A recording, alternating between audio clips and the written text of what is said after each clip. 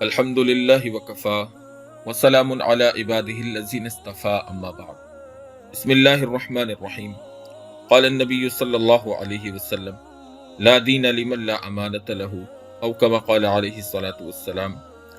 اللہ کے رسول صلی اللہ علیہ وسلم نے بیان فرمایا کہ اس آدمی کا ایمان نہیں جس آدمی کے اندر امانت اور دیانت نہیں۔ ایک زمانہ تھا کہ مسلمان معاشروں کے اندر ایمانداری اور دیانتداری ایک خصوصی وصف تھا جو کہ اسلامی معاشرے اور ایک مسلمان کی پہچان سمجھے جاتے تھے، لیکن جو زمانہ گزرتا گیا مسلمانوں کے اندر ایمانداری اور دیانتداری کا فقدان دیکھنے میں آ رہا ہے، جو دن بدن بڑھتا ہی جا رہا ہے اور نہ جانے یہ کہاں تک پہنچے گا۔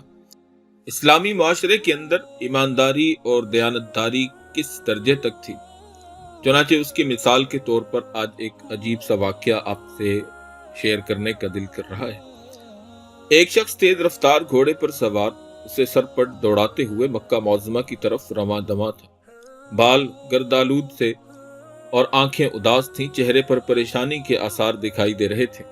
ایسا لگتا تھا کہ اسے کسی قافلے کی تلاش ہے اور وہ جلد از جلد اپنی منزل تک پہنچنا چاہتا ہے، اور ادھر ادھر نظریں دوڑاتے ہوئے چلا جا رہا تھا کہ اسے چند راہگیر نظر آئے۔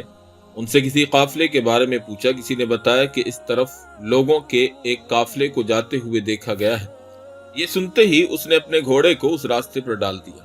وہ تیزی کے ساتھ آگے بڑھ رہا تھا کہ اسے دور سے کچھ مدھم چہرے نظر آئے۔ قریب پہنچنے پر اسے معلوم ہوا کہ یہ تو وہی قافلہ ہے جس کی تلاش میں وہ میلوں کا سفر کر کے آ رہا ہے۔ مقصود کو اتنا قریب دیکھ کر اس کا مرجھایا ہوا چہرہ خوشی سے کھل اٹھا۔ اس نے مطلوب شخص کو مخاطب کر کے اس سے پوچھا، کیا مشہور شخص احمد بن طبیب سے آپ نے کپڑا خریدا تھا؟ تو اس نے جواب دیا کہ جی ہاں۔ اس نے تجسس بھری نگاہوں سے اس نوارد اجنبی کی طرف دیکھ کر کہا، دراصل بات یہ ہے کہ میرے دلال یعنی میرے جو دکان پہ کام کرنے والے بڑے ہیں، احمد بن طبیب نے آپ کو کپڑا بیچ کر پیسے مجھے دیے۔ تو میں نے پوچھا کہ کپڑا کیسے بیچا؟ تو اس نے بتایا کہ ایک مسافر کو۔ میں نے پوچھا کہ کیا اس کپڑے کا فلاں عیب تم نے بتا دیا تھا؟ احمد بن طبیب نے کہا کہ وہ تو مجھے یاد ہی نہیں رہا۔ یہ سن کر مجھے بے حد پریشانی ہوئی، میں اس پر غصے ہوا اور اس کا کہنا تھا کہ میں نے جان بوجھ کر ایسا نہیں کیا، بلکہ میں تو بھول چوک سے یہ غلطی کر بیٹھا، اس لیے جو کچھ ہوا آپ اسے بھول جائیے، آئندہ میں احتیاط کروں گا۔ لیکن میں اس کے سر ہو گیا، اسے آپ کا پتہ معلوم کرنے کو کہا۔ بڑی مشکل سے آپ کا ٹھکانہ معلوم ہوا، لیکن جوں ہی میں آپ کے مطلوبہ پتے تک پہنچا، آپ حاجیوں کے قافلے کے ساتھ مکہ معظمہ روانہ ہو چکے تھے۔ میں نے ایک برق رفتار گھوڑا کرائے پر لیا اور آخر کار ڈھونڈتے ڈھونڈتے آپ تک آ پہنچا تاکہ آپ کو بتا دوں کہ کپڑے میں فلاں نقص ہے۔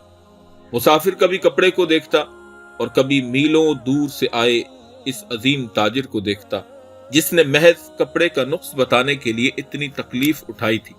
وہ بہت دیر تک خاموش کھڑا رہا، پھر کہنے لگا، کیا وہ دینار جو میں نے آپ کے دلال احمد کو دیے تھے وہ آپ کے پاس موجود ہیں؟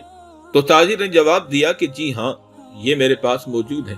مسافر نے وہ دینار لیے اور دور پھینک دیے اور دوسرے دینار نکال کر دیے۔ تاجر نے حیرت کے لہجے میں پوچھا کہ وہ دینار آپ نے کیوں پھینکے؟ تو مسافر نے جواب دیا کہ وہ کھوٹے تھے، میں غیر مسلم ہوں، لیکن آپ کی راست گوئی اور دیانتداری دیکھ کر میرے ضمیر نے مجھے اجازت نہ دی کہ میں آپ کے ساتھ دھوکہ اور فریب کروں، جبکہ آپ نے صرف کپڑوں کا عیب اور نقص بتانے کے لیے اتنی مشقت اٹھائی۔ اس عظیم تاجر کا نام خریف تھا۔ یہ ایمان افروز اور سبق آموز واقعہ نہ صرف مسلمان دکانداروں بلکہ ہر مسلمان کے لیے اپنے اندر کئی قسم کے اخلاقی پہلو سموئے ہوئے ہیں۔ عزیزان گرامی اور سامعین محترم، ہم ذرا غور کریں کہ آج ہم بھی مسلمان کہلاتے ہیں، ہم بھی انہی لوگوں کے نام لیوا ہیں، ہم بھی اپنے آپ کو مومن اور مسلم سمجھتے ہیں، لیکن کیا ہمارے اندر آج اتنا ایمان موجود ہے؟ کیا ہمارے ایمان میں اتنی حرارت اور گرمی موجود ہے کہ وہ ہمیں ایک کپڑے کا عیب نہ بتانے پر ہمیں کچوکے لگاتا رہے، ہمیں پریشان کرے، ہمارا ضمیر ہمیں مطمئن نہ ہونے دے؟ آج تو مسلمان دوسرے سے دھوکہ کر کے، دوسرے کے ساتھ غلط بیانی کر کے، جھوٹی قسمیں اٹھا کے اور کسی چیز کے عیب کو چھپا کر اس کو مہنگے داموں بیچنے کو اپنی کمال فنکاری اور کمال قسم کی دکانداری سمجھتا ہے۔ یہی وجہ ہے کہ پرانے وقتوں میں، ہمارے اکابر اور اسلاف کے وقتوں میں کمائیاں کم تھی لیکن برکتیں زیادہ تھیں۔ آج کمائیاں زیادہ ہیں لیکن برکتیں نہ ہونے کے برابر ہیں۔ بحیثیت مسلمان ہمیں یہ بات سوچنی ہوگی کہ وہ کیا وجوہات ہیں کہ آج مال تو بہت ہے، کمائی کے ذرائع اور وسائل بھی بہت ہیں، لیکن آج پھر بھی ہماری ضروریات پوری ہونے کو نہیں آ رہی۔ یقیناً اس کی وجوہات میں ایک سب سے بڑی وجہ یہ ہے کہ ہم نے امانت داری اور دیانت داری کے وصف کو چھوڑ دیا ہے۔ اللہ تعالیٰ جل شانہ سے یہ دعا ہے کہ اللہ پاک ہم سب کو امانت داری اور دیانت داری کے وصف کو اپنے اندر بدرجہ کمال پیدا کرنے کی توفیق عطا فرمائے۔ وآخر دعوانا ان الحمد للہ رب العالمین۔